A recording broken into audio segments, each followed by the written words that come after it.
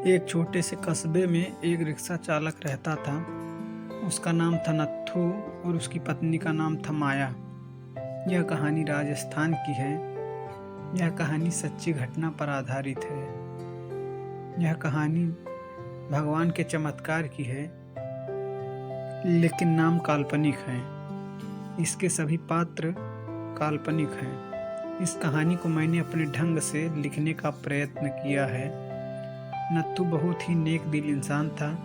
वह रोज auto rickshaw लेकर जाता और लोगों को उनके घर पहुंचाता। उसका व्यवहार एक छोटे बच्चे से लेकर बड़े बुजुर्गों सभी व्यक्तियों से बहुत ही अच्छा था। अपने मधुर व्यवहार के कारण लोग उसे पहचानने लग गए थे। रात के 1 बजे भी किसी ने अगर आवश्यक कार्य से बाहर जाना होता तो वह बेचारा 1 बजे भी उठ जाता। किसी भी लोगों को मना करने की उसकी आदत नहीं थी। महिलाएं रात के समय भी उसके ऑटो रिक्शा चालक की ऑटो में बिना संकोच बैठ जाती। वह था इतना नेक दिल इंसान, सभी गांव के लोग उसको बहुत ही प्यार करते थे। उसकी 3 बेटियां थी, चांदनी, अंकिता और तनु। वह सभी पढ़ाई कर रही थी। एक बड़ी बेटी तो पढ़ाई कर चुकी थी। उसने अपनी बेटी को 12वीं कक्षा तक पढ़ा दिया था। बाकी दोनों बेटियां शिक्षा ग्रहण कर रही थी। उसने अपनी बड़ी बेटी की शादी तय कर दी थी। भगवान का दिया उसके पास गुजारे लायक काफ़ी था। ऑटो रिक्शा चालक ने अपनी बेटी का विवाह एक अच्छे परिवार में तय कर दिया था। उसके ससुराल वालों ने शादी की तारीख निश्चित कर दी थी। ऑटो रिक्शा चालक ने रात दिन मेहनत करके अपनी बेटी की शादी के रुपए जुटाए थे। उसने अपनी बेटी के गहने, कपड़े और शादी का सारा सामान खरीद लिया था। वह अपनी बेटी की शादी का इंतजार कर रहा था। वह एक दिन भगवान के मंदिर में पूजा करने चला गया था। वह मंदिर में पूजा कर कहने लगा कि हे भगवान, मेरी बेटी की शादी जल्दी ही होने जा रही है। अपनी बेटी की शादी का सामान खरीदने में मुझे काफ़ी कोई कमी नहीं आई। आपकी दया से सब कुछ ठीक चल रहा है। सारा सामान भी आ गया है। खाने पीने का सारा सामान भी आ चुका है।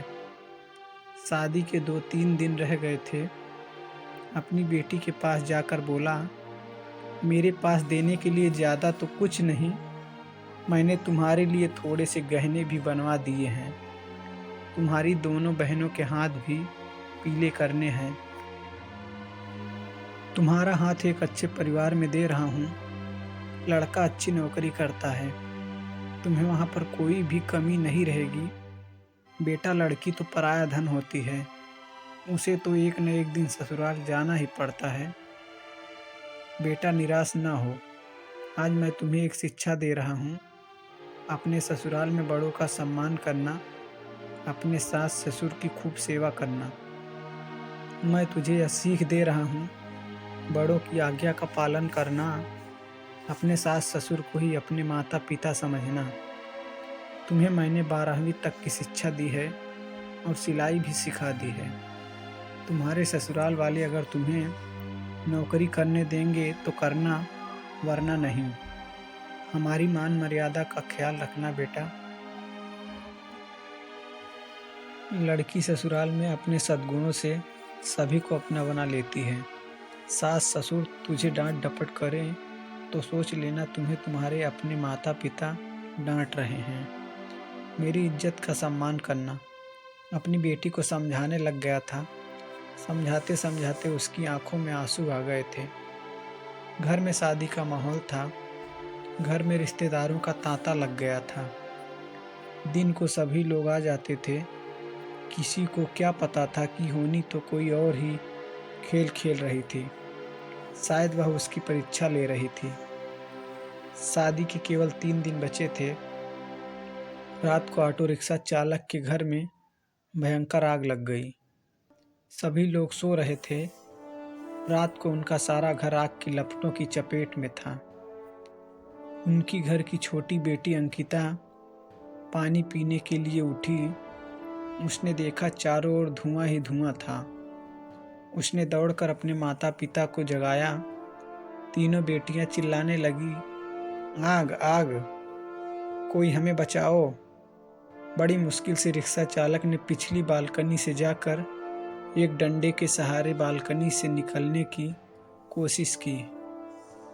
घर के सभी सदस्य बाल बाल बचे, लेकिन घर का सारा सामान आग की लपटों में खाक हो गया था। शादी का सारा सामान जलकर नष्ट हो गया था। चांदनी भी बेहोश हो गई थी। दोनों बहनें भी चक्कर खाकर गिर पड़ी थी। चांदनी को थोड़ा थोड़ा होश था। लोगों ने उन सबको बड़ी मुश्किल से बाहर निकाला। थोड़ी देर पहले जहाँ खुशियाँ छा रही थी, वहाँ का दृश्य देखा भी नहीं जा सकता था। जो भी देखता उसकी आंखों से आंसू निकलते।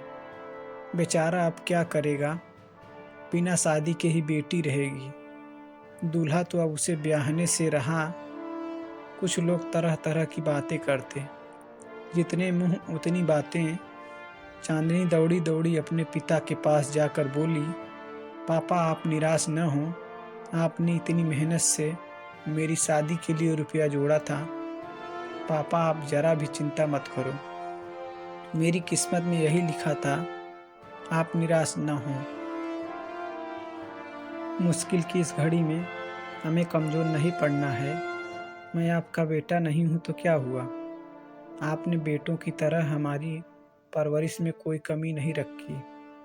हम तीनों बहनों को वह सब कुछ दिया जो आपसे बन पड़ा। तब तक दोनों बहनें अंकिता और तनु भी उठ गई। वह भी अपने पापा के पास जाकर खड़ी हो गई। पापा हम सब आपकी ताकत हैं। हम तीनों आपकी बेटियां नहीं, बेटे हैं। आज से हम भी आपके साथ कमाएंगे। चांदनी बोली, पापा अगर वह लड़का जिसे आपने मुझे शादी के लिए चुना है मुझसे सच्ची मोहब्बत करता होगा तो यह सब देखकर भी शादी के लिए इनकार नहीं करेगा। मैं भी उससे खुशी खुशी स्वीकार करूंगी। आप जरा भी चिंता मत करो। उन तीनों ने मिलकर अपने पापा को उठाया।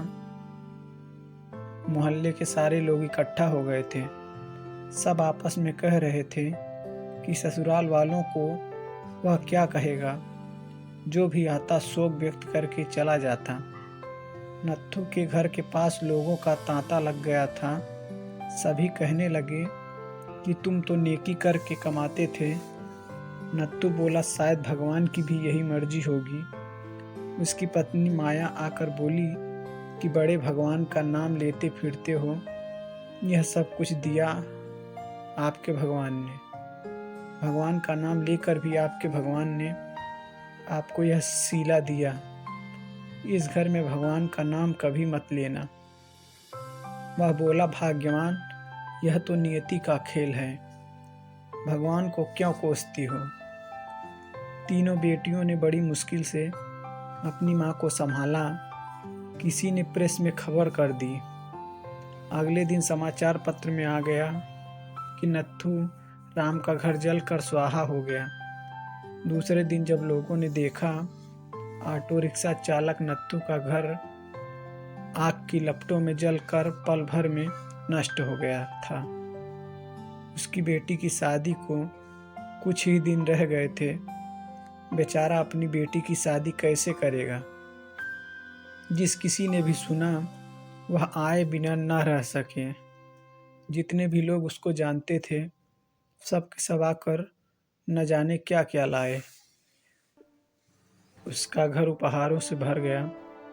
कोई जेवर लाया, कोई कपड़े, कोई राशन, कोई रुपए। जिन सभी नेताओं ने सुना, सभी ने नथुराम की सहायता की। वह था ही इतना नेक इंसान, उसकी बेटी की शादी को भला क्यों नहीं आता। शाम तक उसके घर में न जाने कितने रुपए इकट्ठे हो चुके थे। जब तीनों बेटियों ने अपने पापा को सारे रुपए थमाए, उन सबको तो अपनी आंखों पर विश्वास ही नहीं हो रहा था कि जहाँ पर पल भर में कुछ नष्ट हो गया था, वहाँ पर उसके पास इतना रुपया इकट्ठा हो गया था कि वह बैठे बिठाए तीनों बेटियों की शादी आसानी से कर सकता था। भगवान जब देता है तो छप्पर फाड़ कर देता है। उसने बड़ी धूमधाम से मंदिर में अपनी बेटी की शादी की। लोग आपस में कह रहे थे कि इस नेक दिल इंसान की सहायता भगवान क्यों नहीं करते। आज तो भगवान के चमत्कार पर सभी को विश्वास हो गया था। भगवान जो करता है अच्छा ही करता है। नथुराम की पत्नी आकर बोली, मुझे माफ़ कर देना। गुस्से में भगवान के लिए न जाने क्या क्या अपशब्द कह गई। तीनों बेटियां मुस्कुराकर अपनी माँ को देख रही थी। थोड़ी देर पहले जहाँ पर रुदन था वहीं पर सभी के चेहरों पर खुशी झलक रही थी। भगवान की माया प्रबल है। वह इंसान की कड़ी से कड़ी परीक्षा लेने में कोई कसर नहीं छोड़ता। नथुराम और उसकी बेटियों ने मुसीबत की घड़ी में मिलकर एक दूसरे का साथ दिया, अपने हौसले को डगमगाने नहीं दिया। उसकी बेटियों ने एक बेटे की तरह अपने पिता के विश्वास को ठेस नहीं पहुंचने दी। भगवान ने रातों रात छप्पर फाड़ कर उसकी सहायता की। वह बोला, इतने रुपए इकट्ठे हो गए हैं जिससे मैं तो तुम तीनों की शादी भी आसानी से कर सकता हूँ।